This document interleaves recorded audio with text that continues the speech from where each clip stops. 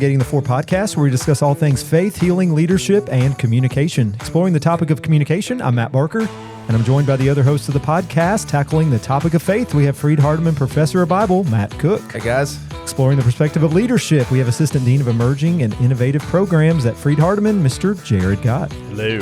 And giving us the perspective of all things mental health, the Director of the University Counseling Center here at Freed-Hardeman, Mr. Nathan Judd. It's a counselor thing. Yeah. So thanks for joining us for this episode of Navigating the Four, where we bring you real talk, fresh perspectives, and a few laughs along the way. Whether you're in the middle of figuring out life or just here for some good conversation, you're in the right place. So grab a seat, maybe a cup of coffee, and let's start navigating the four together. All right, welcome to Season 2, Episode 7, where we will dive into the topic of attachment and our relationship with God. And for this topic, I'll turn it over to our in-house counselor, Mr. Nathan Judd. In-house counselor. I provide a lot of counseling for these guys, but I can't talk about it. We need it. I am so excited about this episode. I've had this topic down since the beginning of Season 1, and somehow we've never gotten around to it. But I heard about this on another podcast, and then I bought the book that the podcast talked about. But the book is called Attached to God by Crispin Mayfield. And I'm not exaggerating when I say that this book has totally changed me. I have passed out some assessments to the guys that they prepped ahead of time. It's identifying our attachment style with God. But have you guys ever heard of attachment theory? Do you know what that is? No. I've heard of the name attachment theory. I've never taken a deep dive into what it means. No, I've heard you talk about it, I think maybe once or twice, but I've never looked into it either. So the idea behind attachment theory, and it's very well researched. In fact, in the book, Crispin Mayfield calls it attachment science because there is so much data to support it. But early people studying this were like John Bowlby, Mary Ainsworth, and the idea is that we as basically babies have an attachment figure, usually our mom, and based on how she responds to our needs is how we view all relationships. So there's one called a secure attachment style, and that's basically if a baby cries out for a diaper change or to be fed and mom responds, then that baby learns that it's safe to reach out with needs for others. And then the brain gets wired around that, literal wired, is it develops this, I can be vulnerable and open in relationships with others. And there are other attachment styles. Bowlby would name these differently, but in the book that we're referencing here, we have anxious attachment, shutdown attachment, and shame-filled attachment. It all goes back to relationship with parents, how our needs were met, or caregivers, how our needs were met, what we learn about all relationships. So then we view all relationships through this lens of how our needs were met with our parents. And then this book takes it a step further, which kind of blew my mind when I thought about this, but it makes sense. If you think about the brain being wired to view all relationships this way, then how could I not also view my relationship with God through the same lens based on how my brain is wired? And so that's the concept of the podcast today, and we're just going to talk through some of that and see where everybody lands. But we've had an assessment passed out to look at our spiritual attachment, our attachment to God, and I'm curious where everybody lined up on that. I got shutdown attachment, so I got 11. And as we were talking before the podcast, I thought all of these kind of sounded more like on the negative, like, a lot of these sound kind of bad, which we talked about. There's not really one that's bad necessarily. Secure, but I got shutdown attachment. I received an 11 score from what I filled out. And then the next one was a 6 on anxious attachment. So I would say overall shutdown attachment is what I got. Did anybody else get shutdown attachment? I did. You did? Okay. Yeah, so I had, that was my highest. I had 13 on that. And then some on anxious, very few, like 1 on shame-filled attachment. So a clear front runner in shutdown attachment. Yeah, so shutdown attachment, what this has to do with, this person is uncomfortable with closeness. I'm remembering Matt Barker in the sex episode. That was, Yeah, that probably tracks, seeks head knowledge to feel connected to God, is afraid of being overwhelmed by emotions. So you saying that, and the little bit of reading I did before this, I was thinking on that personality testing episode we did, and mine tended to be I like to find out a lot of information, a lot of data.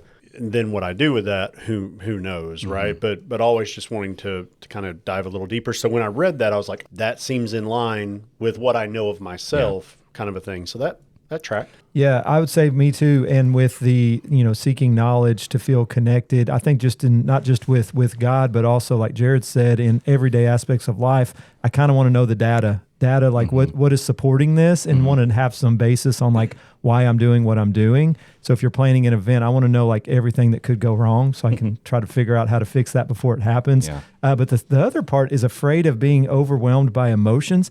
I feel like very uncomfortable in certain situations like you talked about. I'm the kind of person that like, I think I feel emotions, but I don't necessarily want everybody to see that. Like if there's a song at church that kind of gets me, I'm more like, I'm not like just letting, like going to cry, but I'm looking like, if I cry, someone's going to be like, dude, he's crying right now. And I'm going to make somebody else uncomfortable by me crying. And I'm thinking about it too much instead of just letting those emotions maybe take over. I guess I think about what other people are thinking about me probably too much. And some of that is like these emotions, like I don't want people to see me doing this. So yeah, I think it for those two in particular about the wanting knowledge and sometimes being uncomfortable, afraid of being overwhelmed by emotions. I try to like to be in control of things, I guess.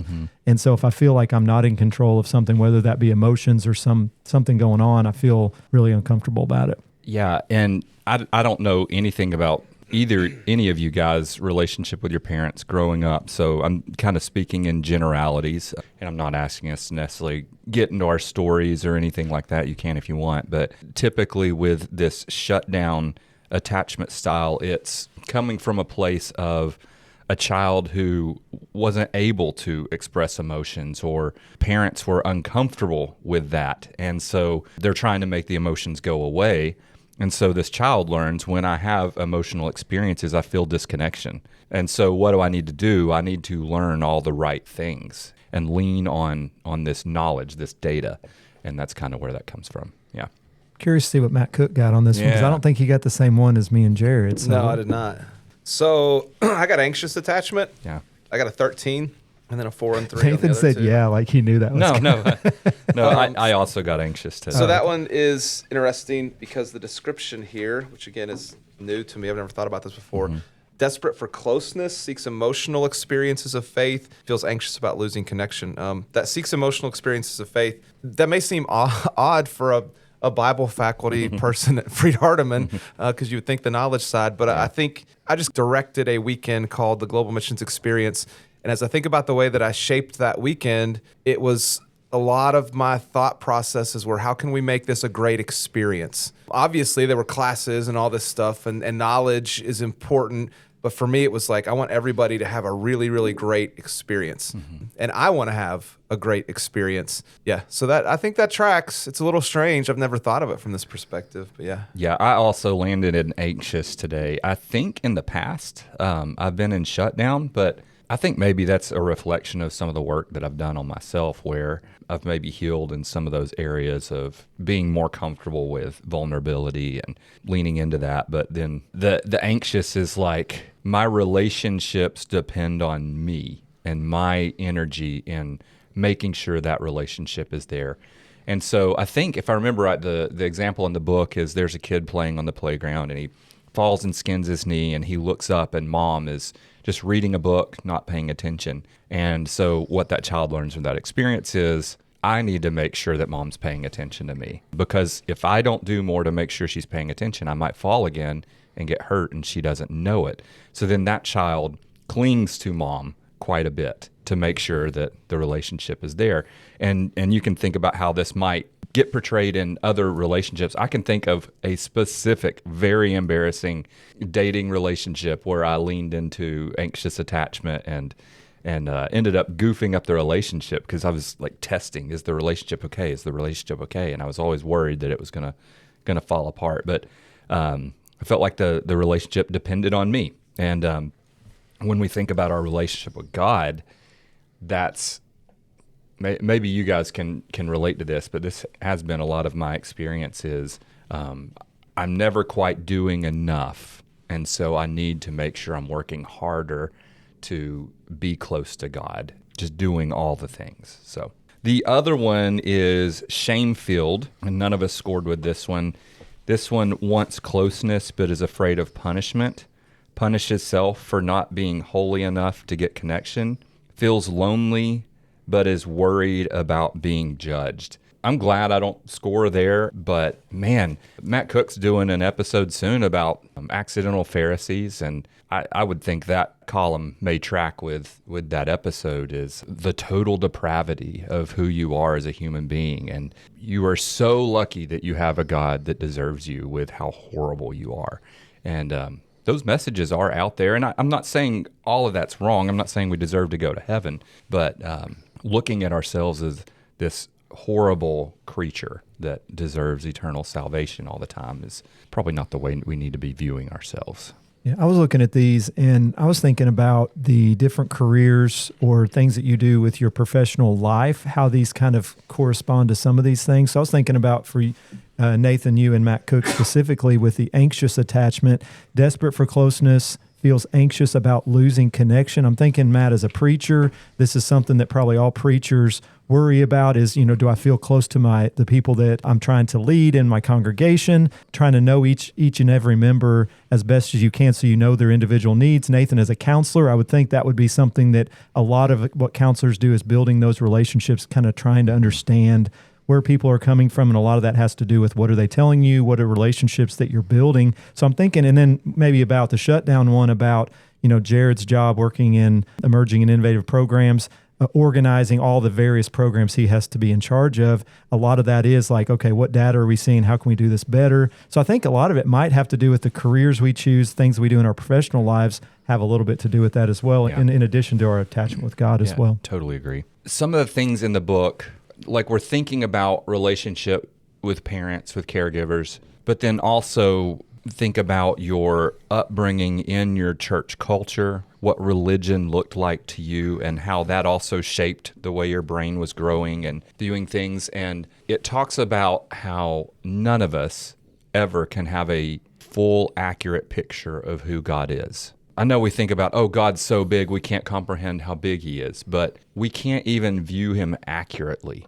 And so if you think about your relationship with parents and how you were raised, if you think about your church experience, if you think about your race, your gender, interactions with the community, whether that's local, regional, what country you're in, all of these things have wired your brain in a way that you have a view of God, and it describes it as a ripple, as a ripple of a ripple of a ripple of a ripple. And that's what we view God as being, but that is not actually the true source of who God is. And so the striving in the book is to get as close to a secure attachment with God as you can, and to be able to rest in his arms. It uses the metaphor of a cozy cabin in the woods where you just go there and you don't have to do anything. You're just able to be at peace.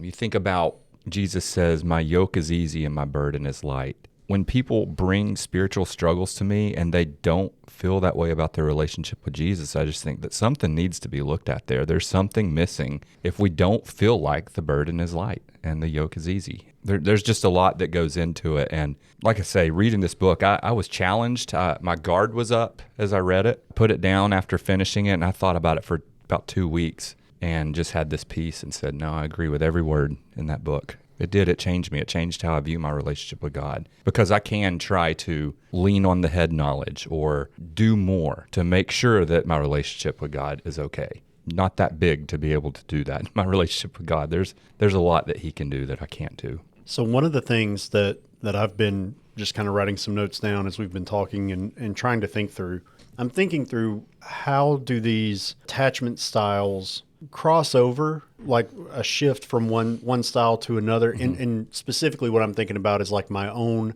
personal faith, my own personal relationship with God versus the role that I may find myself in working with others in faith, for example, working in youth ministry, right? Mm-hmm. I'm thinking through, okay, setting aside my own personal faith for a minute, I'm planning a retreat, right? I'm planning an event for a variety of individuals who are mostly junior high school aged, trying to teach them what it means to be disciples, trying to teach them what it means to walk in faith and develop their own faith. They're still growing. Now I'm thinking through it through the lens of they may be coming from all these different, right, attachment styles.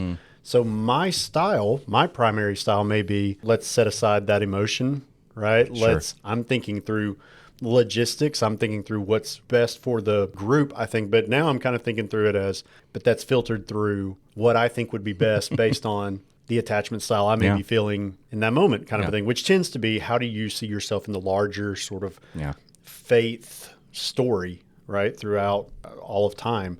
I don't know. It's given me a lot to think about. I'm thinking about that dichotomy of where do I see myself personally in my own study, my own spiritual disciplines, my own day-to-day walk versus the things that I try to plan, and how much do those bleed into one another? I don't know. It's given me some good thoughts. Yeah. There's not a right or wrong, but recognizing that, if I plan this perfect retreat, or if I plan this perfect event over the weekend, like Matt Cook was talking about, then I've done more to put religious currency in my relationship with God, and he's looking at me like, hey, you did well, so now I'm closer to you today than I was yesterday. So that's kind of how I'm looking at that.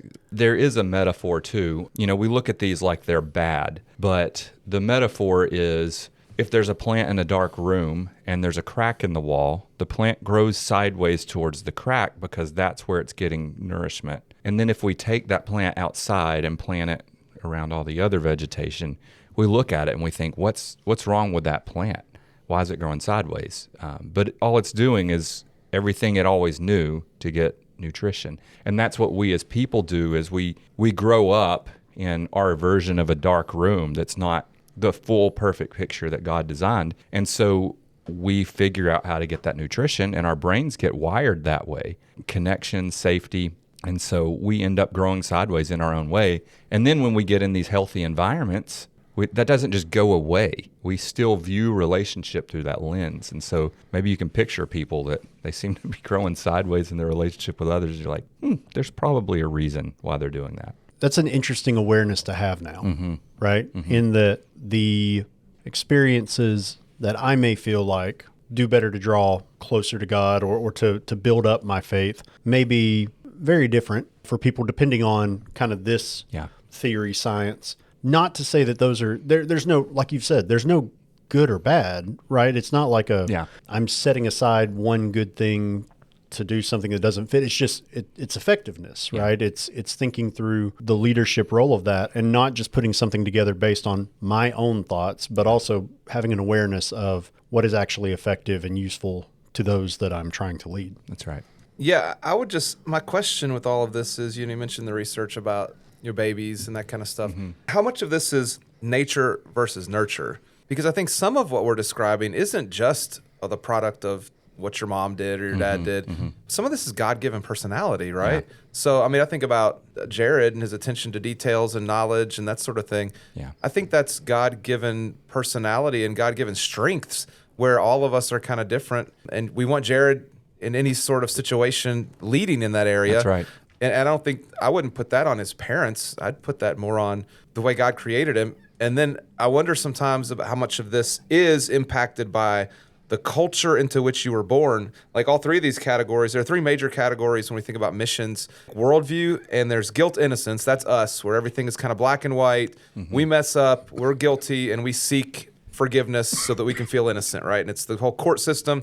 And that feels pretty shut down sort of thing. And then there's shame, honor, which is clearly the shame-filled one, the middle one, where everything is shameful. And then I've never thought of myself with this desperate for closeness, emotional experience. That's like the fear-power worldview. That's like the tribal situations where it's all about experiencing the divine, and we don't want to lose connection with him. I don't know. I got a lot of feelings and things running through my mind as I think about what would cause these three different attachment styles. Like you said, none of them are necessarily bad. I think obviously it can be impacted by our surroundings, but I wonder if some of this is just we were created with different personalities, and when we bring all of us together with all of these personalities and experiences, boy, it creates the body of Christ, which then says, okay, there's some people who want to create an experience, and there's some people who are really going to focus in on that knowledge, and you bring those together, and you've got a full demonstration of who God is and what he's about. Even like this weekend, I worked a lot with Kevin Moore, one of our colleagues,